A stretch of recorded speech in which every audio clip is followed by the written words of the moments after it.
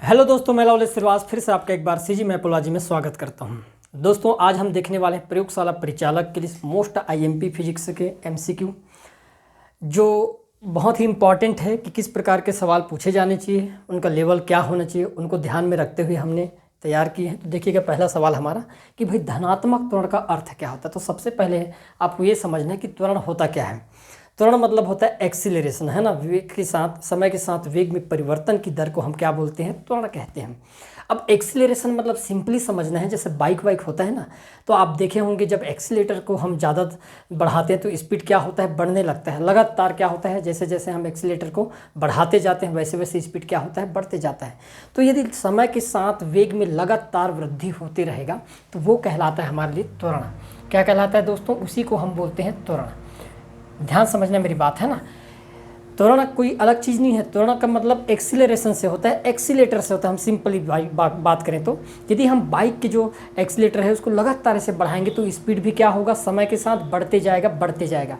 मतलब यदि समय के साथ स्पीड में लगातार वृद्धि हो रही है तो वही क्या कहलाता है? त्वरण कहलाता है। और मान लो हम वही एक्सीलेटर को यदि कम कर दें, छोड़ना चालू कर दें, तो आप देखे होंगे कि स्पीड कम होता है। और स्पीड कैसे कम होगा? समय के अकॉर्डिंग कम होगा। जैसे जैसे हम एक्सीलेटर को कम करेंगे, छोड़ते जाएंगे, वैसे वैसे समय के अकॉर्डिंग जो आपका जो वेग है, स्पीड है, वो भी क्या होता है? कम होता है। और जब समय के साथ वेग में कमी हो तब उसको त्वरण नहीं बोला जाता, तब उसको क्या बोल देते हैं? मंदन बोल देते हैं। क्या बोलते हैं दोस्तों? मंदन बोलते हैं। ये दो चीज़ आपको पता होनी चाहिए कि भाई त्वरण मतलब क्या होगा? समय के साथ वेग में यदि बढ़ेगा, वृद्धि होगा तो त्वरण, और कमी होने लगेगा तो मंदन। कई बार त्वरण, यदि मान लो वेग में वृद्धि हो रहा है तो इसी को बोल दिया जाता है धनात्मक त्वरण बोला जाता है। क्या बोल दिया जाता है? धनात्मक त्वरण। और वेग में यदि समय के साथ कमी होता है तो इसी को ऋणात्मक त्वरण के नाम से भी जाना जाता है। तो ये आपको पता होना चाहिए दो चीज़, ठीक है भाई, कि धनात्मक त्वरण क्या होता है, ऋणात्मक त्वरण। तो धनात्मक त्वरण मतलब वेग में लगातार वृद्धि हो रही होगी समय के साथ, तो वो धनात्मक त्वरण। क्लियर है। और मान लो वेग समय के साथ लगातार कम हो रहा होगा तो वही ऋणात्मक त्वरण कहलाता है। और ऋणात्मक त्वरण को मंदन बोल देते हैं। तो आपका राइट का आंसर क्या हो जाएगा कि धनात्मक त्वरण का अर्थ क्या है? तो भाई वस्तु का वेग कम होता है, ये तो गलत है, ये तो मंदन में आ जाएगा। वस्तु का वेग स्थिर है ना, ये तो मंदन हो जाएगा आपके पास। वस्तु का वेग स्थिर है, भाई स्थिर है तो यहाँ पर त्वरण वाली बात ही नहीं है ना। वस्तु का वेग बढ़ रहा है, हमने देखे कि लगातार यदि समय के साथ वस्तु का वेग बढ़ रहा होगा, स्पीड बढ़ रहा होगा, तो वो क्या कहलाएगा? त्वरण कहलाता है। और कैसा त्वरण? धनात्मक त्वरण कहलाता है। तो हमारा राइट आंसर क्या हो जाएगा दोस्तों? यहाँ पर ऑप्शन नंबर सी जो होगा ये क्या हो जाएगा? यहाँ पर हमारा करेक्ट आंसर हो जाएगा। क्लियर है। आगे बढ़ते हैं। चंद्रमा पर आवाज़ क्यों नहीं सुनी जा सकती है? अब आवाज़ एक स्थान से दूसरे स्थान गमन करती है तो किस रूप में गमन करती है? यदि हम ध्वनि की बात करें तो ध्वनि द्वारा स्थानांतरित क्या होता है? ऊर्जा और संवेग का आपको पता होना चाहिए। अब इनको माध्यम की आवश्यकता होती है। ये तरंग है, वेव्स है, तो इनको माध्यम की आवश्यकता होती है।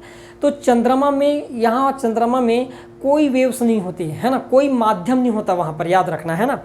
क्योंकि हम देखें कि ध्वनि को एक स्थान से दूसरे स्थान तक जाने के लिए माध्यम की आवश्यकता पड़ती है।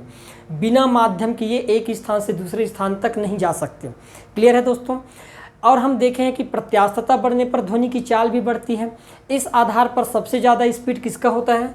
तो सबसे ज़्यादा स्पीड ठोसों पर होता है, फिर उसके बाद द्रवों पर होता है, और फिर उसके बाद सबसे कम गैसों में देखने को मिलता है। तो ये यहाँ पर स्पीड इसलिए है क्योंकि यहाँ पर माध्यम है। ठोस भी एक माध्यम का काम करता है, द्रव भी एक माध्यम है, और गैस भी माध्यम है। लेकिन हम बात कर रहे हैं चंद्रमा की, और चंद्रमा पर नो एयर निर्वात है। और जहाँ पर कोई जब माध्यम ही ना हो तो चंद्रमा पर आवाज़ क्यों नहीं सुनी जा सकती? क्योंकि वहाँ पर माध्यम ही नहीं है। तो पहला देखते हैं, चंद्रमा पर कोई आवाज़ नहीं करता। ऐसा थोड़ी कि वहाँ पर जाने के बाद आवाज़ ना करोगे, है ना, करते हैं। तो ये हमारा गलत हो जाएगा। दूसरा बात करते हैं, क्योंकि चंद्रमा पर पानी नहीं है। चंद्रमा पर पानी होने से आवाज़ पर उसका कोई प्रभाव पड़ेगा नहीं, इसलिए ऑप्शन नंबर बी भी क्या हो जाएगा दोस्तों? गलत हो जाएगा। चंद्रमा पर कोई वायुमंडली नहीं है और ध्वनि बिना माध्यम के यात्रा नहीं कर सकती। ये हमारा यहाँ पर क्या है? राइट आंसर हो जाएगा दोस्तों। ऑप्शन नंबर सी क्या होगा? राइट आंसर हो जाएगा। यहाँ से इंपॉर्टेंट चीज़ की बात करें तो भाई आपको पता होना चाहिए कि ठोस में, स्टील में ध्वनि की चाल सबसे ज़्यादा होती है। आपको पता होना चाहिए कि स्टील में ध्वनि की चाल कितनी होती है? तो आपको पता होना चाहिए 5000 मीटर पर सेकंड होती है। द्रव में यदि मैं पानी की बात कर दूं, पानी में ध्वनि की चाल कितनी होती है? तो 1500 मीटर पर सेकंड होती है। यदि हम गैसों की बात करें तो एनटीपी पर एनटीपी का मतलब क्या होता है, नॉर्मल टेम्परेचर एंड प्रेशर, सामान्य ताप और दाब के कंडीशन की बात करें तब गैस में ध्वनि की चाल 332 मीटर पर सेकेंड होती है। कई बार पूछा जाता है कि भाई एनटीपी पर ध्वनि की चाल कितनी होती है, तो एनटीपी पर ध्वनि की चाल 332 मीटर पर सेकेंड की होती है, ये आपको पता होनी चाहिए। क्लियर है दोस्तों, तो ये हमारे इंपॉर्टेंट डाटा। यहाँ से आगे बढ़ते हैं। जब किसी पिंड को विषुवत रेखा से उत्तर और दक्षिण ध्रुव पर ले जाया जाता है तो उसका भार क्या होगा, ये आपको बताना है। ये हमारे पास एक पृथ्वी, ध्यान समझना, ये हमारे पास नॉर्थ और ये हमारे पास साउथ है, और ये जो रेखा होगी ये हमारे लिए भूमध्य रेखा, ये इसी को हम क्या बोलेंगे, विषुवत रेखा के नाम से जानते हैं, विषुवत रेखा के नाम से जानते हैं। क्लियर है। अब यदि हम यहाँ पर गुरुत्वाकर्षण की बात करें, यहाँ पर यही ना भाई, जब किसी पिंड को विषुवत रेखा से उत्तर और दक्षिण ध्रुव में ले जाया जाता है तो वस्तु का भार मतलब गुरुत्व बल को ही हम वस्तु के भार के नाम से क्या करते हैं, जानते हैं। तो हमेशा याद रखना कि गुरुत्व बल का मान सबसे ज़्यादा या वस्तु का भार सबसे ज़्यादा कहाँ होता है, तो वस्तु का भार सबसे ज़्यादा देखने को मिलता है ध्रुवों में, और ध्रुवों में भी उत्तरी ध्रुव में सबसे ज़्यादा, ध्रुवों में भी उत्तरी ध्रुव में सबसे ज़्यादा। उसके बाद कहाँ पर मिलेगा आपको, दक्षिण ध्रुव में। दक्षिण ध्रुव में भी ज़्यादा होता है लेकिन उत्तरी ध्रुव से कम होता है, यहाँ पर याद रखना। और सबसे कम कहाँ पर भार देखने को मिलता है, तो विषुवत रेखा में। विषुवत रेखा में यहाँ पर सबसे कम भार देखने को मिलता है, सबसे कम भार। ठीक है। और यदि हम भार की बात करें तो पृथ्वी सतह से ऊंचाई पर जैसे जैसे कोई वस्तु जाएगा गुरुत्व बल का मान कम होते जाएगा तो वस्तु का भार भी कम होते जाएगा। उसी प्रकार पृथ्वी सतह से यदि गहराई में भी आएंगे तो भी वस्तु का भार कम होते जाता है, और पृथ्वी के केंद्र में आते तक, चूंकि केंद्र में जी का मान क्या होता है, 0 होता है, वस्तु का भार भी यहाँ पर क्या हो जाएगा, 0 हो जाता है। तो हमको ये बोला गया है कि मान लो हम विषुवत रेखा से एक बार नॉर्थ की ओर जाए और एक बार साउथ की ओर जाने लगे तो क्या होगा भाई, तो दक्षिण ध्रुव पर बढ़ता है और उत्तरी ध्रुव पर घटता है, ऐसा नहीं है। ठीक है भाई। दूसरा, समान रहता है, सेम तो रहेगा नहीं, बढ़ जाता है या घट जाता। तो सिंपल सी बात है, यदि हम मान लो ध्रुवों की ओर जाएंगे तो ध्रुवों की ओर जाने पर दोनों दिशा में जाएं, हमेशा गुरुत्व भार, वस्तु का भार क्या होगा, बढ़ने लगेगा, क्योंकि गुरुत्व बल का मान बढ़ेगा, है ना। और गुरुत्व बल के मान बढ़ने से वस्तु का भार भी क्या होगा, ऑटोमेटिक बढ़ते जाएगा। ये आपको पता होना चाहिए दोस्तों। क्लियर है। आगे बढ़ते हैं। देखिएगा नेक्स्ट सवाल, सूर्य की रोशनी में हरे रंग का दिखाई देने वाला एक कपड़ा लाल रोशनी में देखे जाने पर काले रंग का दिखाई देना क्यों शुरू होता है। तो आपको एक चीज़ पता होना चाहिए कि हमेशा एक चीज़ याद रखना कि रंगों में रंगों का मिश्रण नहीं होता। क्या याद रखना है, रंगों में रंगों का मिश्रण कभी पॉसिबल नहीं होता। कोई भी वस्तु हमको उसी रंग की किस लिए दिखाई देता है, क्योंकि वो उसी प्रकाश को हमारी ओर क्या करता है, परावर्तित कर देता है। जैसे कोई मान लो सिग्नल की बात करें, सिग्नल का कलर कैसा होता है, 2 कलर होता है, एक रेड और एक ग्रीन।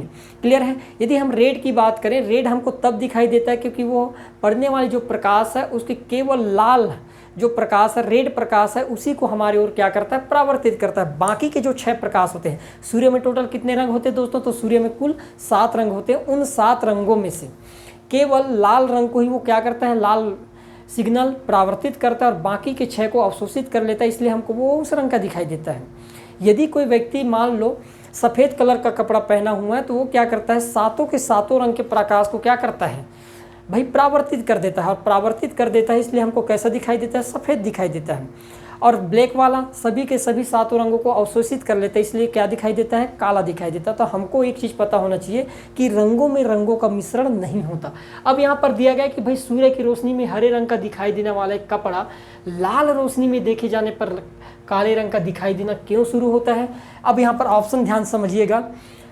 कपड़ा लाल रंग की तरंग आयाम को पूर्णतः अवशोषित कर लेता है, बोला गया है। दूसरा, यह अपवर्तन की वजह से होता है, ये तो बिल्कुल गलत है ना। यह प्रकाश के किरण के कारण, ये भी गलत है। यह लंबन पैरालेक्स त्रुटि की वजह से होता है, ये भी गलत है। तो क्यों होता है ऐसा, कपड़ा लाल रंग की तरंग आयाम को पूर्णतः क्या कर लेता है, अवशोषित कर लेता है, इसलिए हमको कैसा दिखाई देता है भाई, काला दिखाई देता है। तो आपका राइट आंसर क्या हो जाएगा दोस्तों, ऑप्शन नंबर पहला यहाँ पर क्या होगा, करेक्ट आंसर हो जाएगा।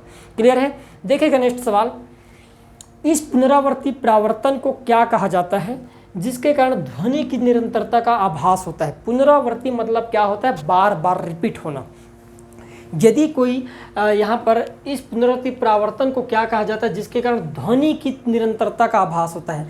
मान लो कई बार क्या होता है कि ध्वनि एक बार यदि हम किसी स्थान पर कोई आवाज़ निकाल दें, जैसे पिक्चरों में आप देखे होंगे है ना, हीरो हीरोइन को चिल्लाता है ऊंचे टीले में चढ़कर ऐसे सिमरन करके, तो आवाज़ धीरे धीरे सुनाई देता है सिमरन सिमरन सिमरन सिमरन, और शांत हो जाता है। यही बात है ना, आप भी चिल्ला कर देखना, मज़ा आएगा, ठीक है। लेकिन किसी सिमरन के लिए नहीं चिल्लाना है यार, है ना।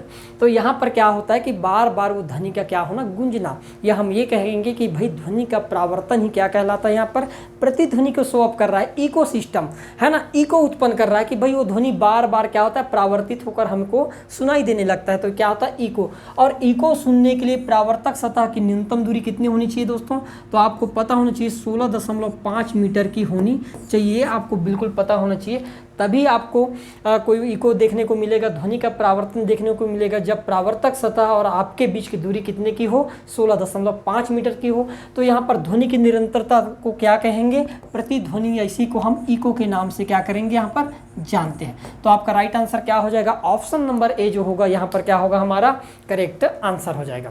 क्लियर है दोस्तों, आगे बढ़ते हैं। देखिएगा, दूर की वस्तुओं जैसे सूर्य आदि का ताप किस तापमान के द्वारा मापा जाता है बोला गया है। अब हमारे पास कई प्रकार के तापमापी, छोटे तापमापी है ना, निम्न तापमापी, इस प्रकार के कई प्रकार के तापमापी होते हैं। तो जब हम अधिक से अधिक टेम्परेचर, अब सूर्य का ताप कोई कम तो होता नहीं, इसके सूर्य के कोर का टेम्परेचर कितना होता है, तो आपको पता होना चाहिए 6000 डिग्री सेल्सियस होता है ना।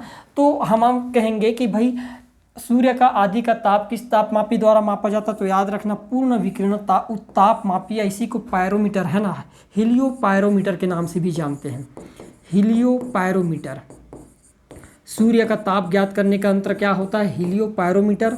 और हीलियोपायरोमीटर किसके सिद्धांत पर काम करता है, तो याद रखना स्टीफन के सिद्धांत पर काम करता है, स्टीफन के सिद्धांत पर काम करता है। और कितने टेम्परेचर पर ये काम करना चालू करता है, तो 800 डिग्री सेल्सियस से ऊपर काम करना क्या करता है, चालू करता है। सूर्य के जो कोर का टेम्परेचर कितना होता है, तो 6000 डिग्री सेल्सियस के लगभग होता है। तो ये आपको पता होना चाहिए। तो आपका राइट आंसर क्या हो जाएगा दोस्तों, यहाँ पर ऑप्शन नंबर सी जो होगा यहाँ पर हमारा क्या होगा, करेक्ट आंसर हो जाएगा।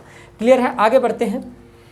एक घर में क्रमशः 30 ओम, 60 ओम और 75 ओम रेटिंग वाले बल्ब ए, बी और सी एक विद्युत स्रोत के साथ समानांतर क्रम में जुड़े गए हैं, पैरेलल में जोड़ा गया है बोला गया है ना। बल्ब है, 3 बल्ब जोड़ देते हैं हम, ये पहला, ये दूसरा बल्ब और ये हमारे पास तीसरा बल्ब जोड़ दिया गया है ना। किस क्रम में है, तो हम कहेंगे भाई ये पैरेलल क्रम में हमको क्या कर दिया, देखने को मिल रहा है, जुड़ गया है। क्लियर है, एक है 30 ओम का है, एक है 60 ओम का और एक है हमारे पास 75 ओम का। क्लियर है, ये 3 हमारे पास बल्ब जुड़े हैं, ठीक है, स्रोत के साथ समानांतर क्रम में समझी थी। इस स्थिति के लिए निम्नलिखित में से कौन सा सत्य होगा बोला गया। पहला, बल्ब ए की चमक अधिकतम होगी। कौन कौन सा हमारे पास, ये हमारे पास बल्ब ए है, ये बी है और ये सी है। क्लियर है, तो बल्ब ए की चमक अधिकतम होगी। दूसरा है बल्ब बी की चमक न्यूनतम होगी। तीसरा, सभी बल्बों की चमक समान होगी, या बल्ब सी की चमक अधिकतम होगी।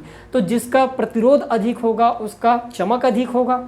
क्लियर है दोस्तों, तो यहाँ पर राइट आंसर क्या हो जाएगा, ऑप्शन नंबर डी जो होगा दोस्तों, यहाँ पर हमारा क्या होगा, राइट आंसर हो जाएगा। 75 ओम है ना, रेटिंग दिया गया है, जिसका रेटिंग ज़्यादा होगा वो उतना ही ज़्यादा चमकीला दिखाई देगा। और इस सिद्धांत पर हमारा राइट आंसर क्या हो जाएगा, बल्ब सी की चमक अधिकतम होगी, हमारा क्या होगा, करेक्ट आंसर हो जाएगा। क्लियर है, आगे बढ़ते हैं। यदि तार की लंबाई को दुगनी कर दी जाए और तार के अनुप्रस्थ काट का क्षेत्रफल आधा कर दिया जाए तो पदार्थ की प्रतिरोधकता पर क्या प्रभाव पड़ेगा बोला गया है। अब प्रतिरोध की बात करें तो रेजिस्टेंस किन किन चीज़ों पर डिपेंड करता है, ये आपको पता होना चाहिए। प्रतिरोध, यदि हम प्रतिरोध की बात करें तो प्रतिरोध मूल चीज़ों पर डिपेंड करता है। एक तो पदार्थ की प्रकृति पर है ना, पदार्थ की भाई प्रकृति पर निर्भर करता है, प्रकृति पर। दूसरा तापमान पर है ना, ताप पर। तीसरा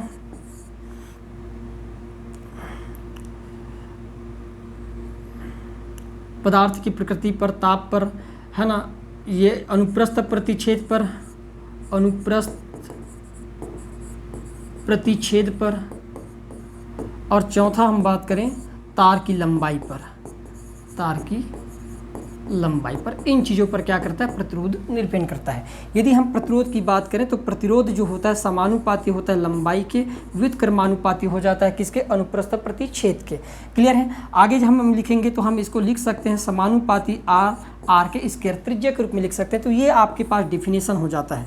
अब यहाँ पर बोला गया है कि भाई सिंपल सी बात है, यदि मान लो लंबाई बढ़ेगा, है ना, लंबाई बढ़ेगा, किसी तार के लंबाई को बढ़ाओगे तो रेजिस्टेंस भी क्या होगा, ज़्यादा हो जाएगा। इसका मतलब ये है कि मोटे तार का प्रतिरोध कम और पतले तार का प्रतिरोध क्या होगा दोस्तों, ज़्यादा हो जाएगा। क्योंकि पतले तार लंबाई ज़्यादा होगी, लंबाई बढ़ने से क्या होगा, यहाँ पर रेजिस्टेंस बढ़ेगा। जितना छोटा तार उतना कम प्रतिरोध, जितना लंबा तार उतना ज़्यादा प्रतिरोध। अब यहाँ पर बोला गया कि यदि तार की लंबाई को दुगना कर दी जाए, पहले मान लेते हैं कि जो तार की लंबाई इतना लंबाई रहा होगा, है ना, ये तार है, ये हमारे पास तार है, इसका अनुप्रस्थ a और लंबाई l है। अब हमने क्या किया, सेकेंड कंडीशन में हमने तार की लंबाई को क्या कर दिया, दुगना कर दिए। ध्यान समझना मेरी बात। अब तार की लंबाई को मैं दुगना कर दिया, अब तार की लंबाई को दुगना कर दिया और हमने अनुप्रस्थ प्रतिच्छेद को क्या कर दिया, आधा कर दिए। ये लंबाई हो गया 2l का, है ना। अब ये बोला गया है कि लंबाई पहले l था, अब 2l हो गया। पहले अनुप्रस्थ प्रतिच्छेद, उसका क्षेत्रफल a था, अब कितना हो गया, a/2 हो गया। तो रजिस्टेंस पर क्या प्रभाव पड़ेगा, तो मैं अब भी लिखा हूँ कि रजिस्टेंस जो समानुपाती होता है l/a के। क्लियर है। आगे जब हम देखेंगे कि पहले वाला कंडीशन तो ये है, दूसरे वाले कंडीशन की बात करें तो r समानुपाती या बराबर रख सकते हैं l, तो हम इसको लिख दिए 2l और ये हो जाएगा a/2 के रूप में। क्लियर है दोस्तों। आगे जब सॉल्व करोगे तो r समानुपाती हो जाएगा, 2 से 2 कैंसिल हो जाएगा, तो l क्या मिलेगा, a। मतलब पहले वाले रजिस्टेंस और नवीनतम रजिस्टेंस में कोई चेंजेस नहीं आएगा। तो हमारा राइट आंसर क्या हो जाएगा, यहाँ पर अपरिवर्तित रहेगी, यही हमारा क्या होगा, राइट आंसर हो जाएगा। क्लियर है, आए समझ में।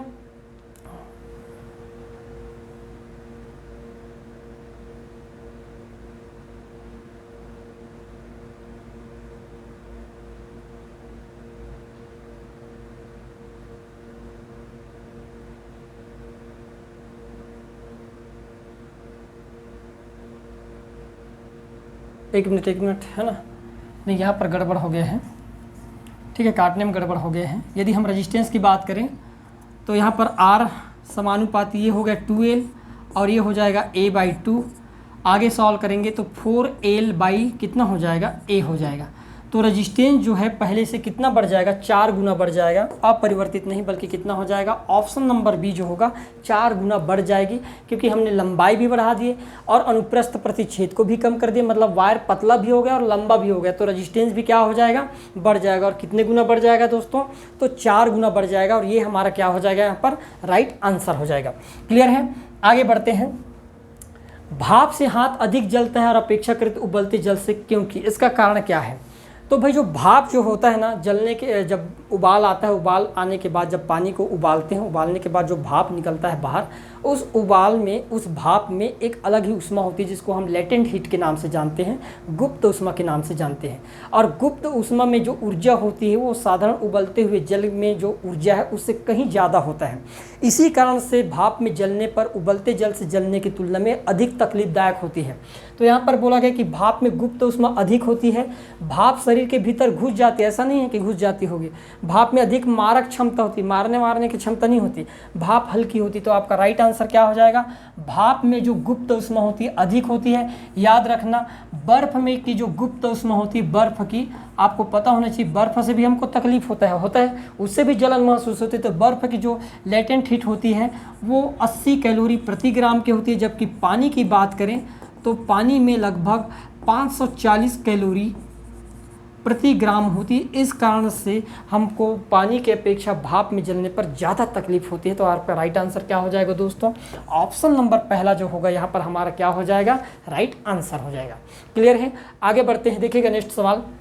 जब बर्फ को 0 डिग्री सेल्सियस से 10 डिग्री सेल्सियस तक गर्म किया जाता है तो जल का आयतन बोला गया है। आपको जल का नियमित अनियमित प्रसार के बारे में पता होना चाहिए कि भाई जल का अनियमित प्रसार क्या होता है। तो हम कहेंगे कि ये आयतन है, ध्यान समझना।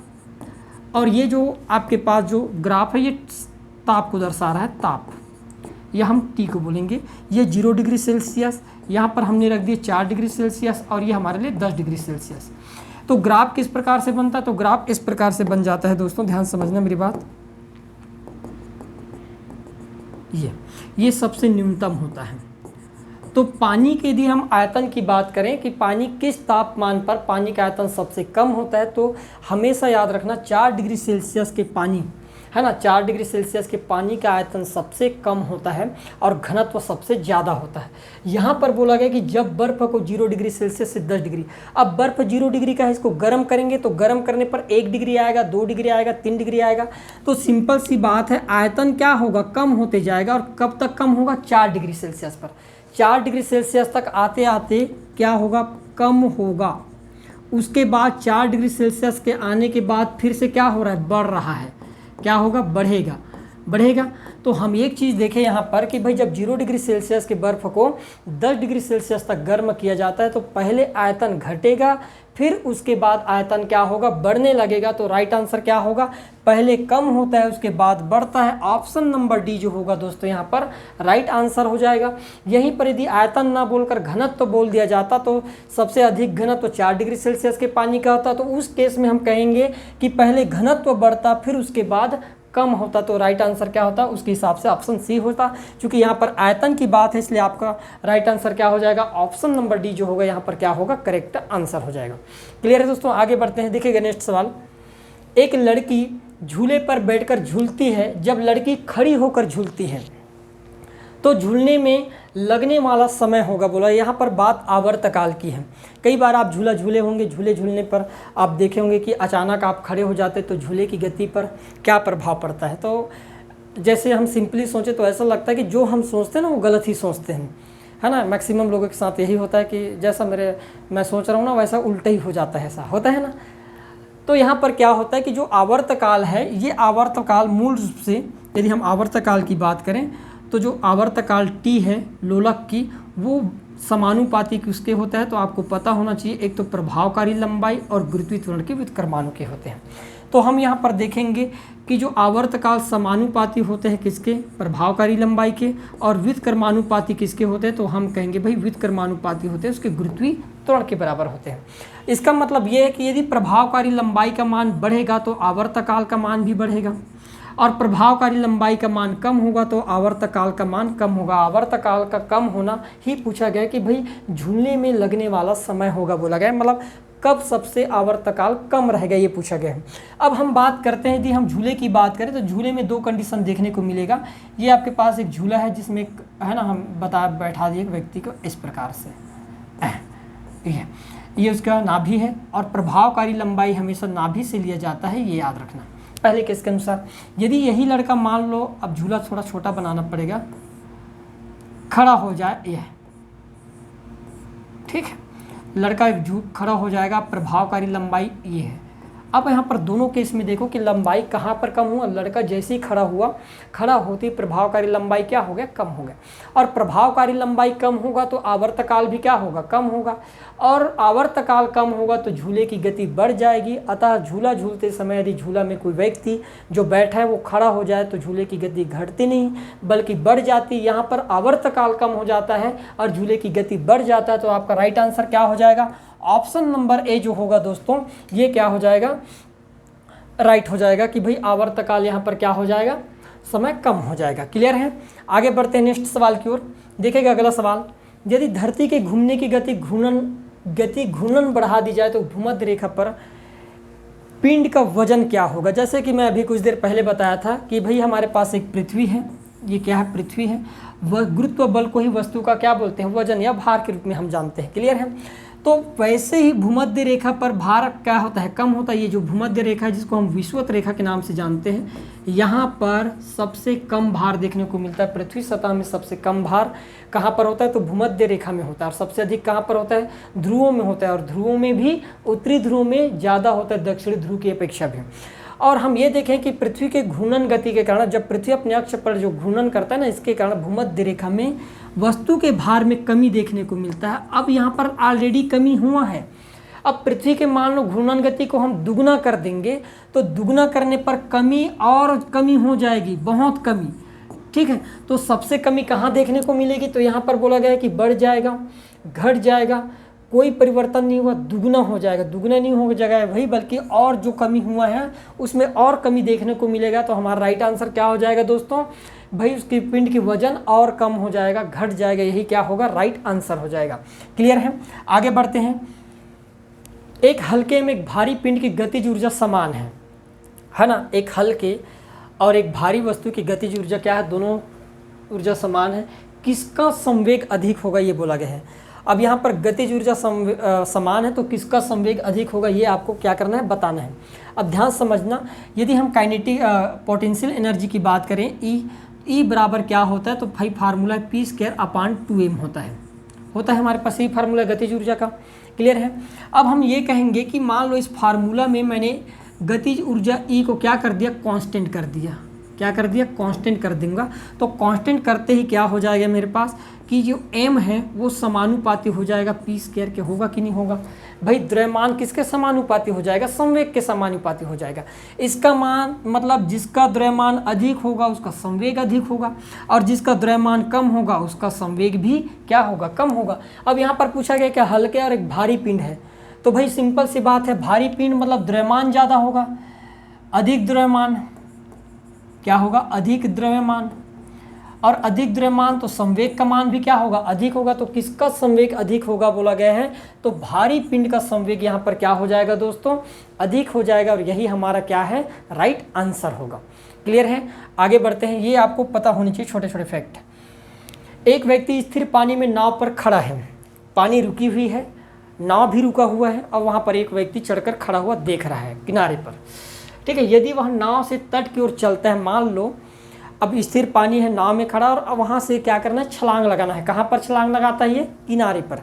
तो जब किनारे में छलांग लगाएगा तो आपको देखना होगा यहाँ पर प्रत्येक क्रिया के विपरीत प्रतिक्रिया होती है। आपको पता है यहाँ पर संवेग संरक्षण का सिद्धांत काम करेगा। आप आगे की ओर जा रहे हो तो सामने वाला पीछे की ओर हटेगा, तभी तो संवेग स्थिर रहेगा। तो यहाँ पर बोला गया तो नाव तट से दूर चली जाएगी, नाव वहीं रहेगी, या तट की ओर चलेगी, या डूब जाएगी। तो डूबे उबेगी नहीं भाई, है ना। प्रत्येक क्रिया के विपरीत प्रतिक्रिया होती है, और यही न्यूटन के तृतीय नियम का सिद्धांत है। क्लियर, यही संवेग संरक्षण का सिद्धांत है ना। और किस नियम से संबंधित है, कई बार पूछा जाता है भाई, तो आपको पता होना चाहिए संवेग संरक्षण का सिद्धांत संबंधित है, लिखना बहुत इंपॉर्टेंट है। संवेग संरक्षण का सिद्धांत संबंधित है तो किससे संबंधित है, तो आपको पता होना चाहिए सेकंड नियम से, न्यूटन के गति के सेकंड नियम से संबंधित है।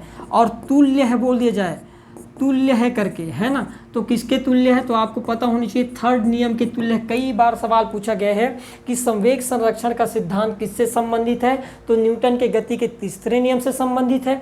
और संवेग संरक्षण का सिद्धांत किसके तुल्य है बोला जाए तब ये थर्ड नियम के है, क्योंकि यहाँ पर प्रत्येक क्रिया के बराबर विपरीत प्रतिक्रिया होगी। तो आपका राइट आंसर क्या हो जाएगा, जैसे व्यक्ति किनारे में कूदेगा तो नाव किनारे से दूर पीछे की ओर हट जाएगा। तो आपका राइट आंसर क्या हो जाएगा दोस्तों, ऑप्शन नंबर ए जो होगा यहाँ पर क्या होगा, करेक्ट आंसर हो जाएगा। क्लियर है, आगे बढ़ते हैं। नीचे दिए गए प्रकरणों में से किसमें चली गई दूरी तथा विस्थापन के परिमाण समान होते हैं बोला गया है। अब दूरी और विस्थापन दोनों डिस्टेंस को ही क्या करते हैं, शो अप करते हैं। दूरी मतलब क्या होता है, सिंपली भाषा में हम देखें कि भाई पथ की लंबाई को दूरी कहते हैं। आप जितने दूरी चले हो वो आपके लिए क्या है, दूरी है। यदि मैं डिस्प्लेसमेंट या विस्थापन की बात करूँ तो विस्थापन का मतलब क्या होता है, तो विस्थापन का मतलब होता है एक सीधी रेखा में, मैं ये कहना चाहूँगा कि एक निश्चित दिशा में, परफेक्ट है ना, एक निश्चित दिशा में चली गई दूरी को ही विस्थापन बोला जाता है। मैं ऐसे ऐसे घूमते नहीं जाना है आपको, है ना, केवल एक ही डायरेक्शन में चलोगे तभी तो विस्थापन कहलाएगा। और यदि आप टेढ़े मेढ़े सांप डेढ़ू ऐसे बनकर चलोगे ना तो फिर वो क्या बन जाएगा, डिस्प्लेसमेंट नहीं बनेगा, फिर वो दूरी बन जाएगा आपके लिए। तो यहाँ पर हम देखेंगे, अक्सर आप देखना कि मान लो ये हमारे पास एक घर है और हमको जाना है भाई, सिंपल सी बात, ये स्कूल में जाना है ना। अब इसके दो कंडीशन बन सकते हैं, एक व्यक्ति यहाँ से निकला घूमते हुए चला गया तो ये क्या हुआ, उसके लिए दूरी हो गया। क्लियर है। लेकिन विस्थापन का मतलब क्या होता है, ओनली वन डायरेक्शन, बिना डायरेक्शन चेंज किए चले गया तो ये क्या होगा, हमारे लिए विस्थापन हो जाएगा। विस्थापन। अब हम कहेंगे कि यहाँ पर यदि मैं इसको दूरी मानूँ, कंप्लीट दूरी मानूँ तो भी गलत नहीं है। यदि व्यक्ति सीधा चलता है तो भी वो दूरी है, और टेढ़े मेढ़े चलता है तो भी दूरी है। हाँ, इसमें ज़्यादा दूरी तय करना, वहाँ सीधा चलेगा तो कम दूरी तय करना पड़ेगा। इसका मतलब ये है कि दूरी का मान हमेशा किसके बराबर होता है, तो हम कहेंगे भाई कि विस्थापन के बराबर हो सकता है। दूसरा केस, दूरी का मान कभी भी विस्थापन से कम नहीं हो सकता, हमेशा या तो बराबर होगा या तो विस्थापन से ज़्यादा होगा। दूसरा, दूरी का मान कभी भी शून्य नहीं होता, विस्थापन का मान शून्य हो सकता है, ये आपको पता होनी चाहिए भी। दूरी का मान कभी भी शून्य इक्वल नॉट जीरो, लेकिन विस्थापन का मान शून्य हो सकता है। क्यों हो सकता है? आप बैठे हो चेयर में, घूम फिर कर फिर चेयर में आ गए, इसका मतलब आपने कोई जगह चेंज नहीं की है, कहीं भी डिस्टेंस मेंटेन नहीं की है, अलग चेंज नहीं हुए हो। इसका मतलब दूरी का मान कभी भी जीरो नहीं हो सकता, लेकिन विस्थापन का मान जीरो हो सकता है। अब यहाँ पर ध्यान समझिए, यदि कार सीधी सड़क पर गमन कर रही है, यदि कार वृत्ताकार पथ में गमन कर रही है, लोलक इधर उधर गति कर रहा है, पृथ्वी सूर्य की ओर परिक्रमा कर रहा है, हमने क्या पढ़े हैं? विस्थापन का मतलब और दूरी में दोनों में समानता तभी होगा जब एक ही डायरेक्शन में चले।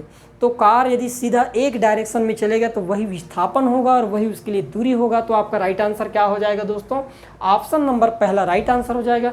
यदि वृत्ताकार मार्ग की बात करूँ तो एक सर्कुलेशन में गति कर रहा है, तो वहाँ पर वो सीधी एक ही रेखा बनी है, बार बार डायरेक्शन चेंज हो रहा है, इसलिए वो दूरी तो है लेकिन विस्थापन वहाँ पर देखने को नहीं मिलेगा। यदि लोलक की बात करें तो लोलक में भी इस प्रकार की गति होता है, तो वहाँ पर भी एक ही डायरेक्शन में बार बार डायरेक्शन चेंज हो रहा है, तो वहाँ पर केवल दूरी होगा, विस्थापन नहीं होगा। यदि सूर्य के चारों ओर पृथ्वी के घूमने की बात करें तो वो भी एक वृत्ताकार पथ में गति करता है, तो वहाँ पर डायरेक्शन हर बार चेंज होते रहेगा, विस्थापन नहीं हो सकता, केवल दूरी होगा। तो दूरी और विस्थापन केवल कहाँ देखने को मिलेगा? जब एक कार एक सीधी सड़क पर बिल्कुल चले तो यहाँ पर डायरेक्शन चेंज नहीं होगा, और जब डायरेक्शन चेंज नहीं होगा तो उसी को हम दूरी और उसी को हम विस्थापन बोल सकते हैं। क्लियर है? तो आपका राइट आंसर क्या हो जाएगा? ऑप्शन ए क्या होगा दोस्तों? यहाँ पर करेक्ट होगा। बल एवं विस्थापन दोनों सदिश है बोला गया है ना। बल भी आपके पास सदिश राशि है और विस्थापन भी सदिश राशि है। सदिश राशि के बारे में बताना चाहूँगा कि भाई सदिश होता क्या है। तो हमने देखे हैं जिसमें परिमाण क्वांटिटी हो और दिशा का प्रभाव पड़ता हो, बिना डायरेक्शन के आप काम नहीं कर सकते, तो सदिश राशि है। जैसे मैं बल लगाना चाहूँ तो बल तो ऐसा नहीं कि मंत्र द्वारा फूंक मार दिया बल लग गया ना, ऐसा तो नहीं होता ना। बल लगाने के लिए किसी वस्तु को एक स्थान से दूसरे स्थान तक हटाने के लिए, ले जाने के लिए जब आप बल लगाओगे तो आप ऐसा है ना, कोई एक डायरेक्शन का सहारा लेना पड़ेगा, तो बिना डायरेक्शन के पॉसिबल नहीं है, इसलिए सदिश है। अदिश की बात करें तो इसमें डायरेक्शन का प्रभाव नहीं पड़ता। डायरेक्शन का प्रभाव नहीं पड़ता कहने का मतलब ये है कि जैसे मैं सिंपल सी बात है, मेरे पास एक मोबाइल है 200 ग्राम की, इस मोबाइल को यदि मैं उत्तर दिशा में पकड़ के जाऊँ तो भी इसका द्रव्यमान मुझे 200 ग्राम ही मिलेगा, पूर्व में चले जाऊँ तो भी 200 ग्राम मिलेगा, उत्तर दक्षिण चलते हुए बस में भी फेंक दूंगा ना तो वहाँ पर भी उसका वजन 200 ग्राम रहेगा है ना। जेब में रख लूँगा तो भी 200 वजन, आपको दे दूंगा तो भी आपके पास 200 ग्राम। मतलब डायरेक्शन चेंज करने से उसके परिमाण में चेंजेस आया क्या? नहीं। और जब परिमाण में चेंजेस नहीं आया तो वो सदिश नहीं होगा, फिर अदिश राशि होता है। तो इतना आपको पता होना चाहिए। जब हम क्लास देखेंगे तो आपको हर एक चीज़, एक एक चीज़ मैं डिटेल में एक्सप्लेन करूँगा, बहुत मज़ा आएगा, बता रहा हूँ। क्लियर है? कोई चीज़ अधूरी नहीं छोड़ेंगे। तो बल एवं विस्थापन दोनों सदिश है, तो जो कार्य बल और विस्थापन का गुणनफल है वह क्या है बोला गया। तो कार्य जो है इस पर दिशा का प्रभाव नहीं पड़ता, याद रखना। बल पर पड़ता है, विस्थापन पर पड़ता है, लेकिन कार्य पर डायरेक्शन का प्रभाव नहीं पड़ता। कार्य तो होगा ही चाहे आप कोई भी डायरेक्शन में काम करो, तो इसलिए सदिश ना होते हुए क्या हो जाएगा दोस्तों? ऑप्शन नंबर बी जो होगा ना, अदिश राशि होता है। कार्य सदिश नहीं होता, कार्य क्या होता है? अदिश राशि होता है। तो हमारा राइट आंसर क्या हो जाएगा यहाँ पर ऑप्शन नंबर बी जो होगा ना, ये क्या हो जाएगा यहाँ पर? करेक्ट आंसर हो जाएगा। क्लियर है? आगे बढ़ते हैं। जल में डुबो जाने पर कोई क्षण पात्र के अंतरपृष्ठ पर चिपटी हुई प्रतीत होती है, यह एक का उदाहरण है बोला गया है। यह उदाहरण किसका है आपको बताना। तो हमने देखे हैं कि जैसे एक सिंपल सी बात है, आप एक चीज़ देखना, ये यहाँ पर अपवर्तन की बात चल रही है ना, प्रकाश का अपवर्तन, प्रकाश का अपवर्तन, ठीक है। अपवर्तन में एक चीज़ देखने को मिलेगा, जब कोई प्रकाश किरण आपतित बिंदु है ना, ये आपतन बिंदु है आपके पास, आपतित किरण है, ये आपतित किरण बोलते हैं इसको, है ना। ये हमारे पास अभिलंब है और जिस बिंदु पर ये गिरती है इसको आपतन बिंदु बोलते हैं। तो इस प्रकाश को बिल्कुल ऐसे आना चाहिए, लेकिन माध्यम के कारण, माध्यम के कम ज़्यादा सघन और विरल होने के कारण कई बार ये है ना, अभिलंब की ओर पास आ जाता है, अभिलंब के पास, और कई बार अभिलंब से ये दूर चले जाता है। तो क्यों ऐसा होता है भाई? ये माध्यम के कारण होता है ना। यदि प्रकाश किरण विरल से सघन में जाएगा, है ना, विरल से सघन में जाएगा तो ये अभिलंब के पास आ जाएगा, लेकिन सघन से विरल में जाएगा तो अभिलंब से दूर हट जाता है। तो यहाँ पर बोला गया है कि ये किसका उदाहरण? तो भाई प्रकाश के संचरण गलत हो जाएगा यहाँ पर, प्रकाश के अपवर्तन। तो आपका राइट आंसर क्या हो जाएगा दोस्तों? प्रकाश के अपवर्तन के कारण होता है। हमारा right answer option number B क्या हो जाएगा यहाँ पर? करेक्ट आंसर हो जाएगा। क्लियर है? कई बार यहाँ सवाल पूछ दिया जाता है कि एक मछुआरा मछली पकड़ने के लिए भाले का निशाना लगाएगा। अब आपके पास ऑप्शन आ जाए, मान लो मछली के नीचे, मछली के ऊपर, अब मछली के दाएं या मछली के बाएं। तो यहाँ पर क्या होगा कि मछुआरा पानी में नहीं रहेगा, मछुआरा तो किनारे में रहेगा, मछली पानी में रहेगी ना भाई। अब वहाँ पर पानी में रहेगी तो आप निश्चित कोण से जब देखोगे ना तो मछली वास्तविक गहराई से थोड़ा ऊपर दिखाई देगा। क्यों दिखाई देगा? क्योंकि आप विरल माध्यम में और मछली सघन माध्यम में, और जब कोई वस्तु सघन माध्यम में तो हमको वास्तविक दूरी से पास में दिखाई देते हैं। जैसे गिलास में रखे हुए पानी को जब देखेंगे तो गिलास का तली थोड़ा ऊपर उठा हुआ प्रतीत होता है। तो उसी प्रकार अब वहाँ पर मछुआरे यदि मान लो ऊपर में निशाना लगाया तो वो गलत हो जाएगा। क्यों? क्योंकि हमको वास्तविक जगह नहीं है, वो हमको उठा हुआ दिखाई दे रहा है।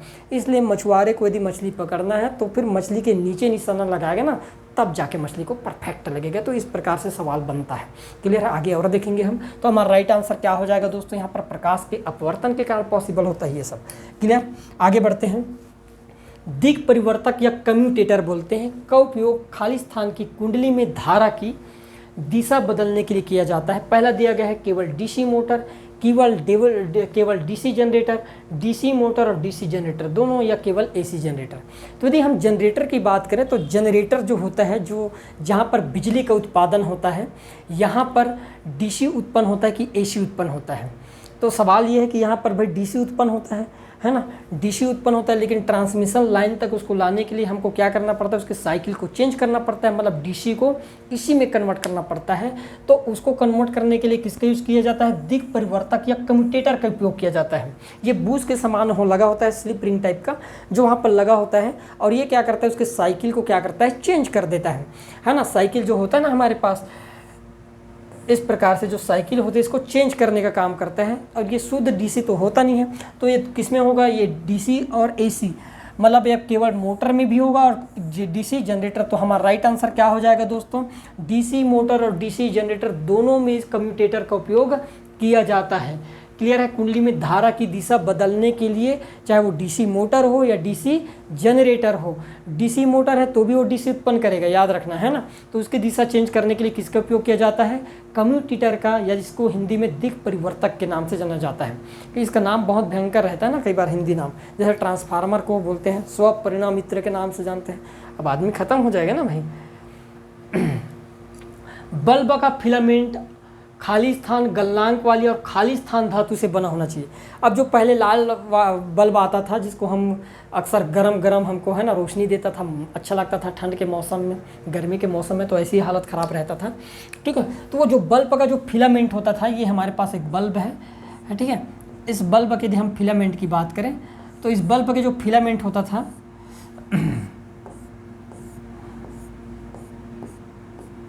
इस प्रकार से, जो बल्ब का फिलामेंट बनाए रहते थे इस प्रकार से, ठीक है। इस फिलामेंट के जो रेजिस्टेंस होता है, गलनांक की बात करें तो गलनांक, और यदि हम बात करें किसके, धातु की, ये दो चीज़ याद रखना। तो जो भी आपके पास बल्ब होते थे ये कैसे किससे बने होते थे? ये टंगस्टन के बनाए जाते थे, याद रखना। किसके बनाए जाते थे भाई? टंगस्टन के बने होते थे। टंगस्टन का गलनांक उच्च होता है, लगभग 3400 से 3500 डिग्री सेल्सियस तक होता है। कितना होता है इसका गलनांक? आसानी से नहीं गलता, इतने टेम्परेचर होगा ना 3400 से 3500 डिग्री सेल्सियस, तब जाके टंगस्टन का जो फिलामेंट क्या होता था, गलता था। और ये किस धातु का बना होता था? तो ये टंगस्टन का बना होता था। अब टंगस्टन का बना है, इसका मतलब ये दुर्लभ धातु तो होगा नहीं, दुर्बल धातु है ना, कुछ अच्छे ही धातु होगा। तो हमारा राइट आंसर क्या हो जाएगा कि गलनांक कैसा होना चाहिए? हाई होना चाहिए, उच्च होना चाहिए।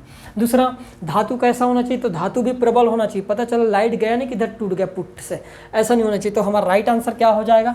ऑप्शन नंबर पहला जो होगा दोस्तों ये राइट होगा, क्योंकि धातु भी प्रबल होनी चाहिए और उसका गलनांक भी उच्च होना चाहिए। तो इस हिसाब से आपका राइट आंसर कौन सा हो जाएगा? ऑप्शन नंबर ए जो होगा ये क्या होगा? हमारा करेक्ट आंसर हो जाएगा। क्लियर है? आगे बढ़ते हैं। त्योहारों के समय में त्योहारों के समय में भवनों में लगाई जाने वाली लाइटें या झालर जिसको बोलते हैं ना, तोरण बोलते हैं, का उदाहरण है। अब जो तोरण लगा होता है, जैसे दीपावली कोई फेस्टिवल आ गया तो घरों में चिकमिक चिकमिक करने वाले लाइट लगाते हैं ना ऐसे, है ना, उन लाइटों के बारे में बोला गया कि वो लाइट किस कनेक्शन में, किस श्रेणी में आपको जोड़ा जाता है। तो हमेशा याद रखना, जितने भी झालर वालर जो सजावटी लाइट होते हैं वो सीरीज़ क्रम में जोड़े जाते हैं, सीरीज़ में कनेक्शन होता है। किस प्रकार का कनेक्शन होता है? सीरीज़ कनेक्शन होता है। सीरीज़ मतलब इस प्रकार से जोड़ दिया जाता है, ये झालर है ना, और ये दूसरा, इसमें हमने फेज दे दिए, इसमें हमने न्यूट्रल दे दिए। तो ये जो क्रम होगा ये किस क्रम का होगा? श्रेणी क्रम का होता है। तो यहाँ पर राइट आंसर क्या हो जाएगा? श्रेणी परिपथ। दोस्तों यही हमारा क्या हो जाएगा? यहाँ पर राइट आंसर हो जाएगा। क्लियर है? आगे बढ़ते हैं। तो ये रहा हमारा आज का मोस्ट इम्पॉर्टेंट, जितने भी सवाल हैं उनको हम देखें। और प्रयोगशाला परिचालक के लिए हर दिन हम, है ना, फिजिक्स का 20 MCQ, वो भी मोस्ट इम्पॉर्टेंट MCQ के साथ में हर दिन आपके पास, है ना, हाजिर हो जाऊंगा। क्लियर है दोस्तों? धन्यवाद।